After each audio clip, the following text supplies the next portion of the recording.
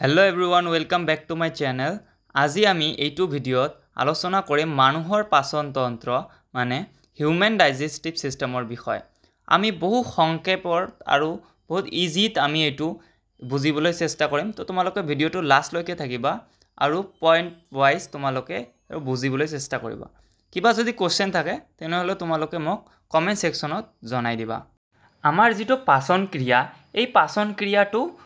মুখৰ পৰা আৰম্ভ হয়। মুখৰ সহায়ত আমি খাদ্য বস্তু গ্ৰহণ কৰোঁ। তাৰ পিছত কি হয় খাদ্যৰ পাচন প্ৰক্ৰিয়া কি আছে মুখৰ পৰাই আৰম্ভ হয়। ঠিক আছে। দাঁতৰ সহায়ত আমি কি কৰোঁ খাদ্যবোৰ সৰু সৰু গুৰি কৰা হয় আৰু লালটি গ্ৰন্থি নিঃসৰণ কৰা লালটি এমাইলেজে মানে যেটোক আমি চেলাইভাৰী এমাইলেজ বুলি কওঁ খাদ্যৰ শৰ্কৰা মানে হল আমাৰ কাৰ্বোহাইড্ৰেট পাচন ঘটাই চেনি লৈ পৰিৱৰ্তন কৰে। ইয়াৰ মানে কি ইয়াৰ মানে যেতিয়া আমি খাদ্য খাওঁ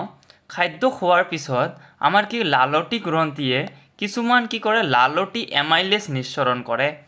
এইবোৰ কি কৰে লালটি আমাৰ কিছুমান এমাইলেজ আছে এইবোৰ কি কৰে নিঃসৰণ কৰাৰ পিছত কি হয় আমাৰ খাদ্যৰ শৰ্কৰা মানে খাদ্যৰ যিবোৰ কাৰ্বোহাইড্ৰেট আছে এই শৰ্কৰাবোৰ পাচন ঘটাই কি কৰে চেনি লৈ পৰিৱৰ্তন কৰে। ঠিক আছে। তাৰ পিছত আহিছো আমি ইসোফেগাস যেটোক আমি গ্ৰাছ নলী বুলিও কওঁ। এইটো যেটো আছে ইয়াতে তোমালোকে পাইপৰ নিচিনা এটা দেখা পাইছা। এই পাইপৰ নিচিনা এইটোকে আমাৰ কি বুলি কোৱা হয় ইসোফেগাস বুলি কোৱা হয় মানে গ্ৰাছ নলী যেটো দি আমাৰ খাদ্যটো যায়। ঠিক আছে। তো আমাৰ গ্ৰাছ নলীত কি হয় মুখত কি হয় আংশিকভাৱে পাচন ঘটা খাদ্য বস্তুবোৰ গ্ৰাছ নলীৰ মাজেৰে পাকস্থলীত প্ৰৱেশ কৰে। এইটো আমাৰ পাকস্থলী এই তোমালোকে দেখিব পাইছা এইটো আমাৰ পাকস্থলী। এই পাকস্থলীত কি আমাৰ খাদ্যবোৰ ফাৰ্ষ্টত গুৰি হোৱাৰ পিছত কি হয় এই আমাৰ ইসোফেগাস মানে গ্ৰাছ নলীৰ সহায়ত আমাৰ কি হয় ইয়াতে আমাৰ যেটো পাকস্থলী আছে যেটো আমি পেট বুলি কওঁ এই পাকস্থলীত আমাৰ কি হয় আহি প্ৰৱেশ কৰে। তাৰ পিছত আহিছো আমি আমাৰ ষ্টমাক মানে পাকস্থলী। এতিয়া ষ্টমাকত কি হয় পাকস্থলীত কি হয় ইয়াতে আছে পাকস্থলীটো জে আকৃতিৰ অংগ। তোমালোকে ইয়াতে দেখিব পাবা পাকস্থলীটো জেৰ নিচিনা এনেকুৱা ধৰণৰ জেৰ আকৃতিৰ এটা অংগ আমাৰ পাকস্থলীৰ বেৰত থকা গ্ৰন্থিয়ে পাচক ৰস মানে যেটোক আমি গেষ্ট্ৰিক জুচ বুলি কওঁ নিঃসৰণ কৰে। মানে পাকস্থলীৰ যে বেৰবোৰ আছে ইয়াতে আমাৰ পাকস্থলীৰ কি আছে পাকস্থলীৰ বেৰবোৰ যে আছে এই পাকস্থলীৰ বেৰত কি হয় আমাৰ কিছুমান কি আছে গ্ৰন্থি আছে। এই গ্ৰন্থিবোৰে কি কৰে পাচক ৰস কি কৰে আমাৰ নিঃসৰণ কৰে। এই পাচক ৰসত হাইড্ৰক্লৰিক এসিড উৎসেচক পেপচিন আৰু শ্লেষ্মা থাকে। কি থাকে শ্লেষ্মা থাকে HCl মানে হাইড্ৰক্লৰিক এসিড থাকে আৰু আমাৰ কি থাকে পেপচিন থাকে। ঠিক আছে। তাৰ পিছত ইয়াতে কি আছে হাইড্ৰক্লৰিক এসিড থকাৰ বাবে পাকস্থলীৰ ৰস আম্লিক ধৰ্মীয় আৰু ইয়াৰ ফলত পেপচিনৰ কাৰ্য তীব্ৰ হৈ উঠে।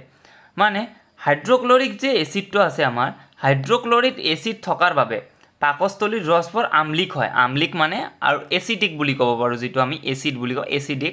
এসিডিক থকাৰ বাবে কি হয় ইয়াৰ ফলত পেপচিনৰ যেটো কাৰ্য আছে পেপচিনৰ যেটো ওয়াৰ্ক আছে কাৰ্য আছে এইটোকে তীব্ৰ হৈ উঠে। ঠিক আছে। শ্লেষ্মাই পাকস্থলীৰ বেৰখনৰ অন্ত আৱৰণখনক সাধাৰণ অৱস্থাত এসিডৰ ক্ৰিয়াৰ পৰা সুৰক্ষা দিয়ে। মানে আমাৰ শ্লেষ্মাই পাকস্থলীৰ বেৰখন যে আছে এই বেৰখনৰ অন্ত আৱৰণখনক মানে আমাৰ যেটো অন্ত আৱৰণ থাকে ভিতৰুৱা এখন আৱৰণ যে ইয়াতে আছে এই ভিতৰুৱা আৱৰণখনক এই এসিডে যাতে আমাৰ পাকস্থলীটো ড্যামেজ কৰিব নোৱাৰে নষ্ট কৰিব নোৱাৰে তাৰ পৰা কি কৰে এসিডৰ পৰা সুৰক্ষা প্ৰদান কৰে। ঠিক আছে। তাৰ পিছত আমি আহিছো স্মল ইন্টেষ্টাইন যেটোক নাকি আমি ক্ষুদ্ৰান্ত বুলি কওঁ। ঠিক আছে। এতিয়া ক্ষুদ্ৰান্ত কি ক্ষুদ্ৰান্ত হৈছে পাচক নলীৰ আটাইতকৈ দীঘল অংশ। আমাৰ পাচক নলীটো যে আছে এই পুৰাটোক আমাৰ পাচক নলী বুলি কোৱা হয়। পাচক নলীৰ কি আটাইতকৈ দীঘল অংগ হল আমাৰ ক্ষুদ্ৰান্ত মানে স্মল ইন্টেষ্টাইন। এইটো কিমান হয় 6.5 মিটাৰৰ আমাৰ দৈৰ্ঘ্যৰ এইটো হয়। ঠিক আছে। তাৰ পিছত এইটো ইন্টেষ্টাইনৰ বিষয় স্মল ইন্টেষ্টাইনৰ বিষয় আমি পঢ়ো তৃণভোজী মানে হাৰ্বিভৰাছ যিবোৰ প্ৰাণী আছে তৃণভোজী প্ৰাণীৰ ক্ষুদ্ৰান্তটো অতি দীঘল মানে তৃণভোজী যিবোৰ আছে হাৰ্বিভৰাছ আমাৰ প্ৰাণী আছে হাৰ্বিভৰাছ যিবোৰ আমাৰ কি আছে এনিমেলছ আছে এইবোৰৰ কি ক্ষুদ্ৰান্তটো দীঘল হয় ঘাঁহজাতীয়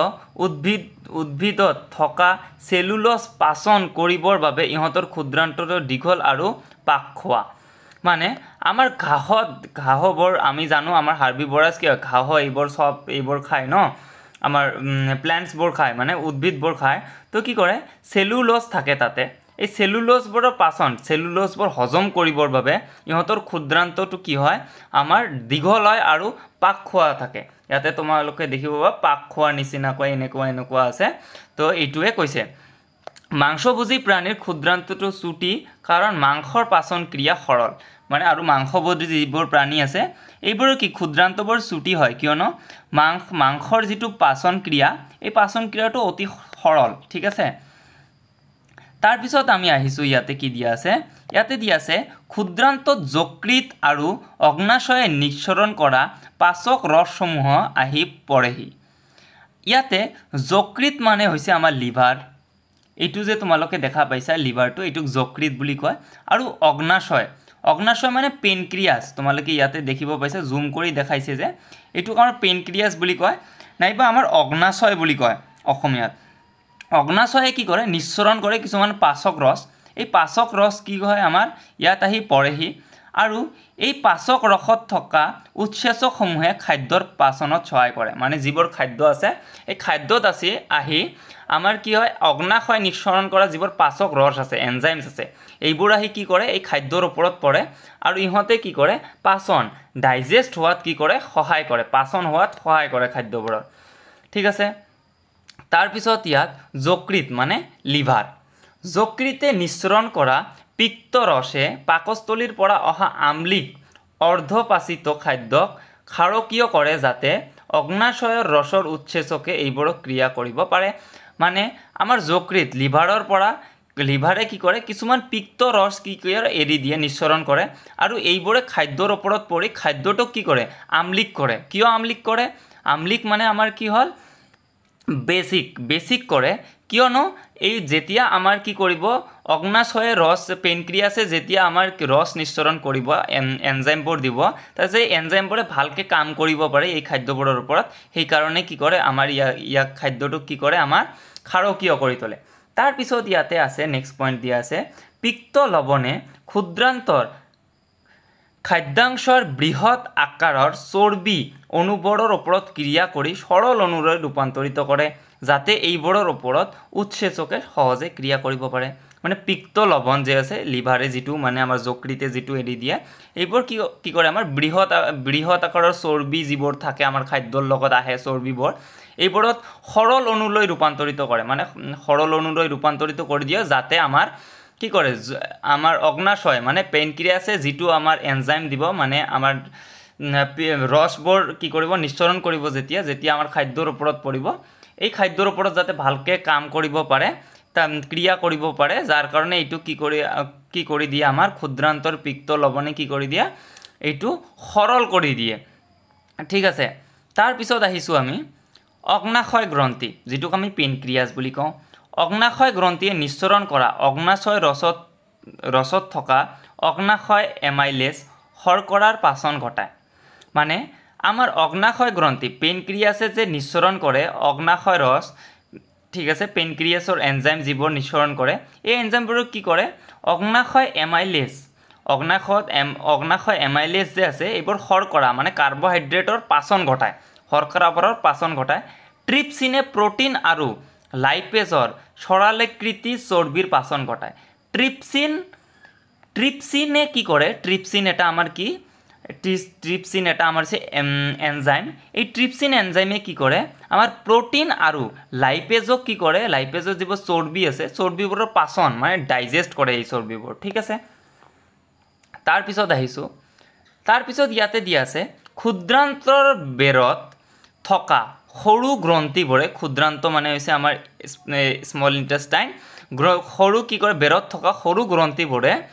আন্তৰিক ৰস নিঃসৰণ কৰে আৰু আন্তৰিক ৰসত থকা উৎসেচকে অৱশিষ্ট প্ৰটিনক সৰল এমাইনো এচিড লৈ শৰ্কৰাসমূহক গ্লুকোজ লৈ চৰ্বিসমূহক ফেটি এচিড আৰু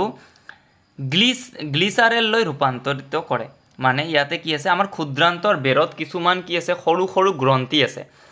ইয়াতে কি আছে আমাৰ সৰু সৰু গ্ৰন্থি আছে এই সৰু সৰু গ্ৰন্থিবোৰে কি কৰে আমাৰ প্ৰটিনক কি কৰে এমাইনো এচিড লৈ ৰূপান্তৰিত কৰে শৰ্কৰা মানে কাৰ্বহাইড্ৰেট যিবোৰ আছে এইবোৰক গ্লুকোজ লৈ পৰিৱৰ্তন কৰে আৰু চৰ্বি যিবোৰ আছে ফেটছ যিবোৰ আছে এই ফেটছবোৰক ফেটি এচিড লৈ ৰূপান্তৰিত কৰে আৰু গ্লিচাৰ আৰু যিবোৰ আমাৰ চৰ্বি আছে এইবোৰক ফেটি এচিড আৰু গ্লিচাৰেল লৈ ৰূপান্তৰিত কৰে ফেটি এচিড মানে চৰ্বি যিবোৰ আছে ফেটছ যিবোৰ আছে ফেটছবোৰক আমাৰ ফেটি এচিড আৰু গ্লিচাৰেল লৈ ৰূপান্তৰিত কৰে ঠিক আছে তাৰ পিছত আমি আহিছো এবজৰ্পচন মানে শোষণ যেটোক বুলি কয় এতিয়া শোষণ কি হয় আমাৰ ক্ষুদ্ৰান্তৰ বেৰত কিছুমান আঙুলি সদৃশ প্ৰবদ্ধ থাকে যাক ভিলাই বা ভিল্লি বুলি কোৱা হয় ভিলাই যিবোৰ আছে এই ভিলাইবোৰ আমাৰ ক্ষুদ্ৰান্তৰ বেৰত থাকে ঠিক আছে ক্ষুদ্ৰান্তৰ কি থাকে ক্ষুদ্ৰান্তৰ বেৰত থাকে আমাৰ ভিলাইবোৰ এই ভিলাইবোৰে কি কৰে এই ভিলাইবোৰে পাচিত খাদ্য শোষণ কৰে মানে যিবোৰ খাদ্য পাচিত মানে যিবোৰ খাদ্য পাচন হৈ গৈছে এই খাদ্যবোৰ কি কৰে শোষণ কৰে এবজৰ্পচন কৰে ঠিক আছে তাৰ পিছত ইয়াতে আছে ভিলাইবোৰে পাচিত খাদ্য শোষণ কৰি ৰক্তবাহী নলিকাৰ সহায়ত দেহৰ সকলো কোষলৈ পৰিবহন কৰে মানে যেতিয়া আমাৰ ভিলাইবোৰে পাচিত খাদ্যক শোষণ কৰে এবজৰ্পচন কৰে যেতিয়া খাদ্যবোৰক তেতিয়া কি কৰে ৰক্তবাহী নলিকাৰ সহায়ত কি কৰে দেহৰ যিমানবোৰ কোষ আছে এই কোষত পঠিয়াই দিয়ে মানে পৰিবহন কৰে কোষে ইয়াৰ পৰা শক্তি আহৰণ কৰে কোষে এই খাদ্যৰ পৰা কি কৰে শক্তি আহৰণ কৰে কলা গঠন কৰে আৰু পুৰণি যিবোৰ কলা আছে ড্যামেজ হৈ গৈছে বা নষ্ট হৈ গৈছে এই কলাবোৰক কি কৰে মেৰামতি কৰে ঠিক আছে তাৰ পিছত ইয়াতে আমাৰ আছে নিষ্কাশন এংগেশন যেটোক বুলি কয় নিষ্কাশনত কি হয় ক্ষুদ্ৰান্তত শোষণ নোহোৱা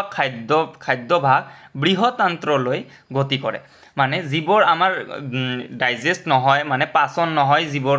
কি শোষণ নোহোৱা যিবোৰ খাদ্য থাকে এইবোৰ খাদ্য বৃহতান্ত্ৰলৈ আমাৰ কি কৰে গতি কৰি দিয়ে ঠিক আছে ইয়াত আমাৰ বৃহতান্ত্ৰ মানে লাৰ্জ ইন্টেষ্টাইন যেটো আছে ঠিক আছে লাৰ্জ ইন্টেষ্টাইনক আমাৰ কি বৃহতান্ত্ৰ বুলি কোৱা হয় ইয়াত কি থাকে বৃহদান্তৰ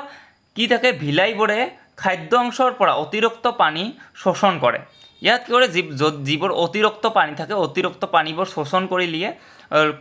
কৰি লয় আৰু তাৰ পিছত শোষণ নোহোৱা ৰৈ যোৱা পদাৰ্থখিনি যিবোৰ পদাৰ্থ শোষণ নহয় ৰৈ যায় এই পদাৰ্থখিনি পায়ুৱেদি মানে এনাছ যেটোক কয় পায়ু এই ইয়াতে তোমালোকে দেখা পাইছা এইটোক এনাছ বুলি কয় পায়ু এই পায়ুৰ সহায়ত কি হয় দেহৰ মল ঠিক আছে দেহৰ মল যিবোৰ আমাৰ ওয়েস্ট মেটেৰিয়েল থাকে দেহৰ এই ওয়েস্ট মেটেৰিয়েলবোৰ কি কৰি দিয়ে আমাৰ দেহৰ বাহিৰত ওলাই দিয়ে ঠিক আছে